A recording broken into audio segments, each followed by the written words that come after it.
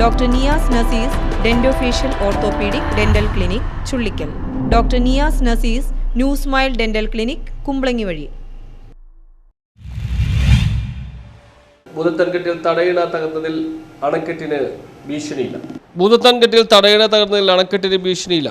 അണക്കെട്ടിന് സമീപമുള്ള തടയിണ തകർന്ന് ഭിത്തിയിൽ വിള്ളൽ വന്നതിനെ തുടർന്ന് വെള്ളം പുറത്തേക്ക് കുത്തിയൊലിച്ച് ഒരു ഭാഗത്തെ മണ്ണിടിഞ്ഞിട്ടുണ്ടെങ്കിലും അണക്കെട്ടിന് ഭീഷണിയില്ലെന്ന് പെരിയാർ വാലി ജലസേചന പദ്ധതി അധികൃതർ വിലയിരുത്തി. ഭൂതത്താൻകെട്ടിന്റെ ജലസംഭരണിയോട് ചേർന്ന് വെള്ളം ശേഖരിച്ച് നിർത്തുന്നതിന് നിർമ്മിച്ചിരുന്ന തടയിണ അണക്കെട്ടിന്റെ സൈഡിലെ മൺഭിത്തിയിലുണ്ടായ വിള്ളലാണ് തകരാർ കാരണം. മൺഭിത്തിയിലെ വിള്ളലോടെ വെള്ളം പുറത്തേക്ക് ഒഴുകാൻ കാരണമാവുകയായിരുന്നു. ഇതുകൊണ്ട് ഭൂതത്താൻകെട്ടിന് യാതൊരുവിധ ഭീഷണിയുമില്ലെന്നാണ് പ്രാഥമിക അന്വേഷണം നടത്തിയ പെരിയാർ വാലി അധികൃതരുടെ വിലയിരുത്തൽ.